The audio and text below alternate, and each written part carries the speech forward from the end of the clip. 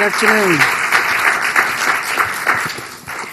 Good afternoon, everyone. It is my pleasure to be here this afternoon. I want to thank Mayor McMorrin of Culver City. I want to acknowledge my colleagues, Senator Padilla, Congresswoman Sidney Kamlacher-Dove, Chair of the Board of Supervisors, Lindsay Horvat, Supervisor Holly Mitchell. I want to thank the mayor again for having us in the amazing city of Culver City. What the president is here to do today is a part of his ongoing commitment to future generations. Skyrocketing student loan debt doesn't just prohibit young people from getting the education they need and deserve. Student loan debt prevents young people from buying a car. Student loan debt prevents young people from buying a house and starting a family. Addressing student loan debt should be thought of as a jobs initiative. This should be thought of as a housing initiative. This should be thought of as an economic motivator for young people throughout the country. Student loan debt cripples our workforce, especially when it comes to addressing homelessness. We need more social workers, more mental health specialists, and more service providers. By tackling student loan debt, young people will be able to pursue these professions that save lives. That is what addressing this issue means.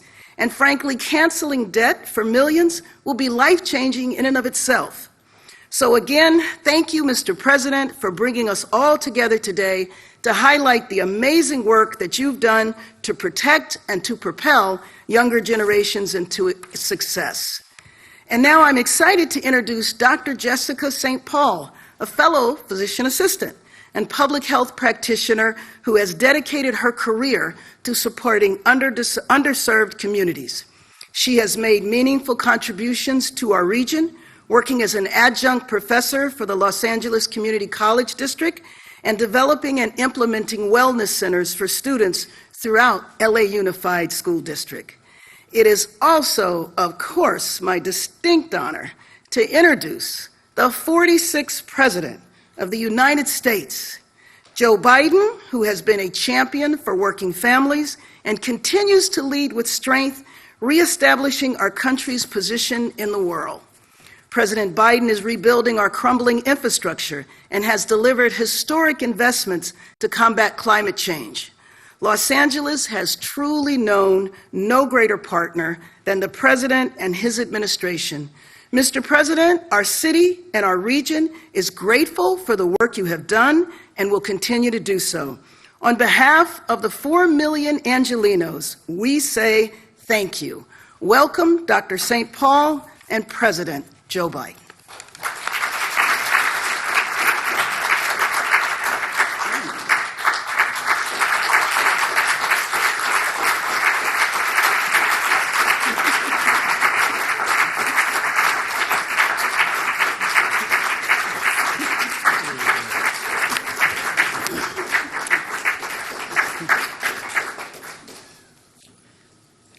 Good afternoon.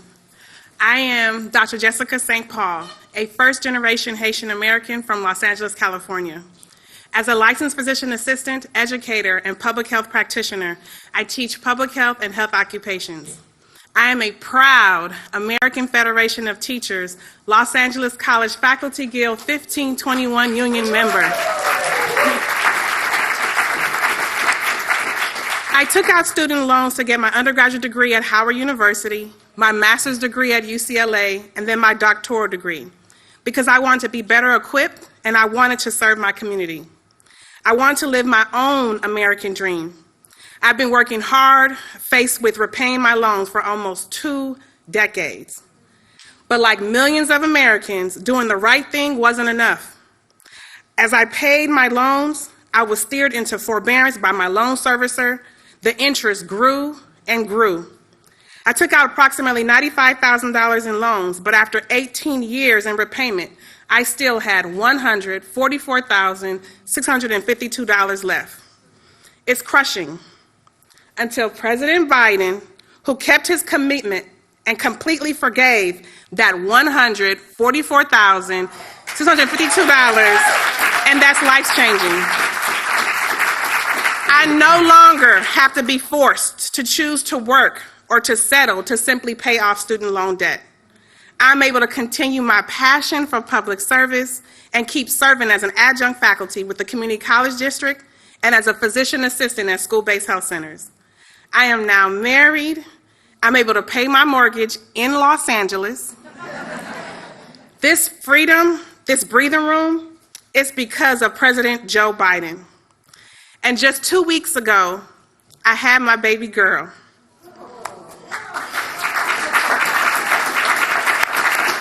It's a defining moment for me to live my dream of being a mom, because President Biden has the back of hardworking Americans, public servants just like me. I can invest in my retirement, secure a brighter future for my daughter. It is with great honor and gratitude to introduce to you our President, Joe Biden. What's the baby's name?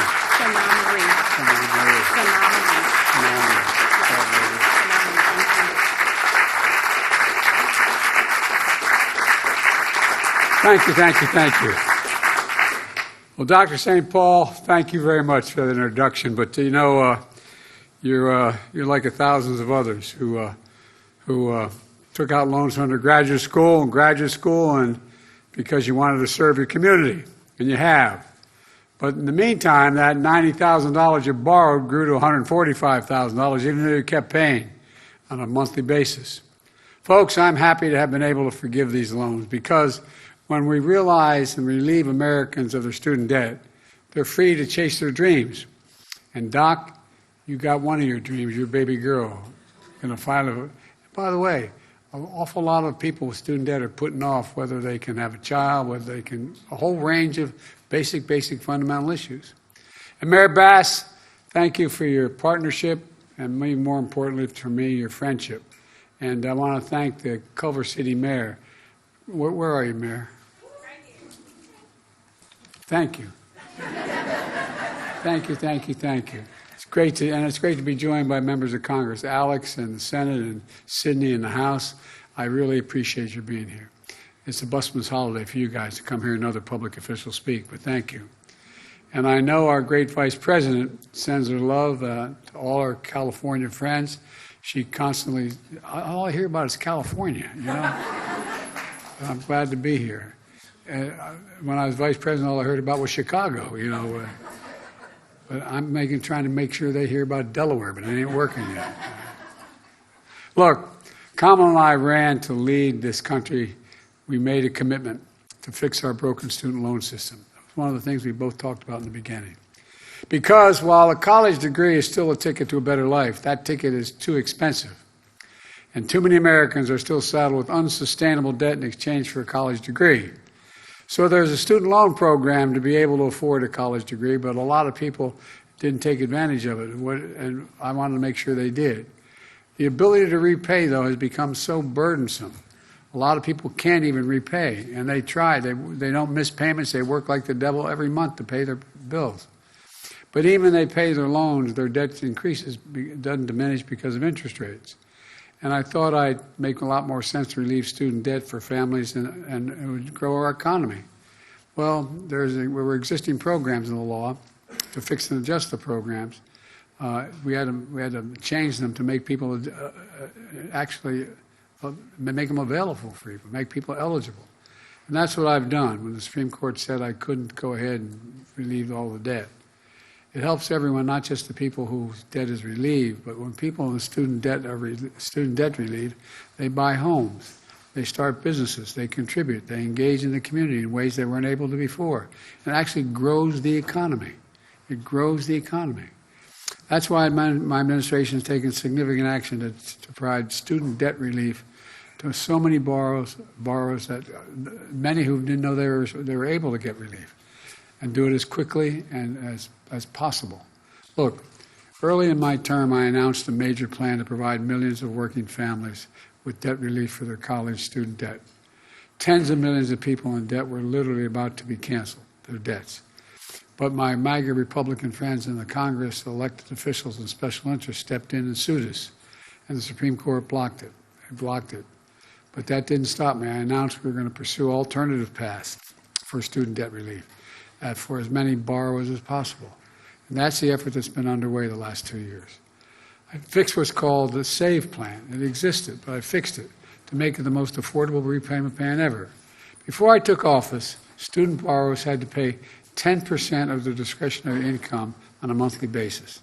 If they didn't have enough to do that, they were able to not have to pay that month, but the interest continued. A lot of people don't have the means to do that, though.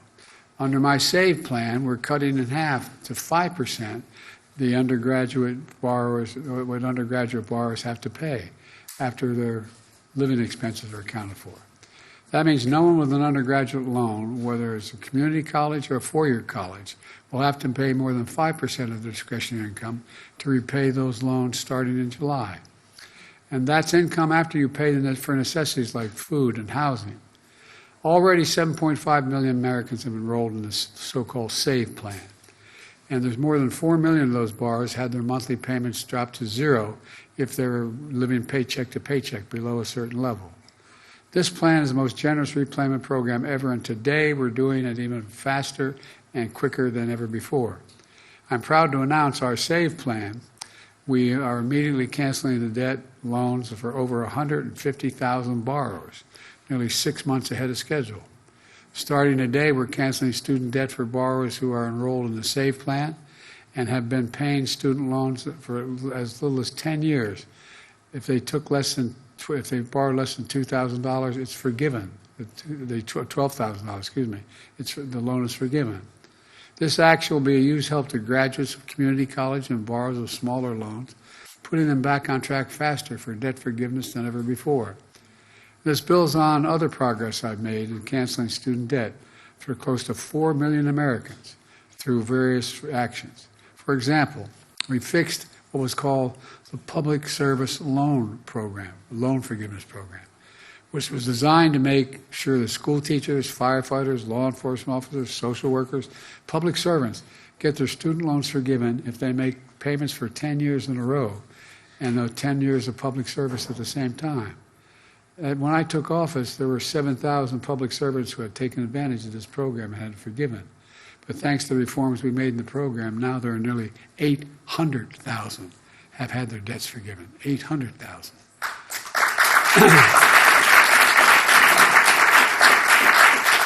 But let me close with this. This kind of relief can be life-changing for individuals and for their families. And it's good for the economy as a whole. By freeing millions of Americans from the crushing debt of student loan programs, it means they can finally get on with their lives instead of their lives being put on hold. They can think about buying a house, starting a home, starting a family, having a family future that they can enjoy, or saving for the family's future, saving and being able to put away a little bit of money. I'm proud to have been able to give borrowers like so many of you the relief you earned. I promise you I'm never going to stop fighting for hardworking American families. So if you qualify, you'll be hearing from me shortly. Thousands of people per month are eligible, about 25,000 a month, or every 2 months will be paid on a 50,000 basis, but are eligible for relief, and they'll get a letter from me letting them know they're qualified. And when they get that letter, your debt's going to be forgiven. Look, folks, and it's also helping you who don't go to college. It's not just, people say to me sometimes, well, Joe, that's great, you're helping people get into college, but how about all those hardworking people you grew up with in the neighborhood? How about all those folks in labor unions? How about all those hardworking people who work with their hands? Why should they have? Well, just today my labor department announced this is not the student loan program, but $200 million in grants for registered apprenticeship programs around the country, while you can learn a skilled trade and lead to good paying jobs. Everybody thinks if you're an electrician, you say one day, I want to be an electrician. And you got to go to school, basically. And these apprenticeship programs are 4 and 5 years before you qualify to have a license. They work like hell to get these licenses. And guess what? If you work with your hands, you ought to be able to make a decent living. And that's why they're doing it now with my position on organized labor. So it matters. All this matters.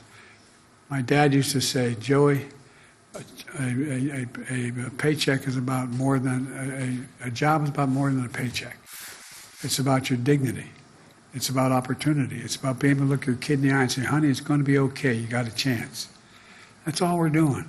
And people are taking advantage, giving people a chance, a fighting chance to make it. Because no one who's willing to work hard in America should be denied the opportunity to have that chance. And so, how many of you had student loans forgiven there? All right. I tell you what. How about anybody over $10,000? $30,000? $50,000? Next month, okay. Anyway, seriously, thank you. And people have to understand, you've not only did the right thing by busting your neck and going back to school and doing as well as you did in school, but you're breaking your neck for people. You're doing it through programs that benefit the society, benefit the American people. Just like I got criticized not long ago for being too favorable to organized labor and unions. Well, they're the best workers in the world. They're the most qualified technicians. No, they really are. They really are. And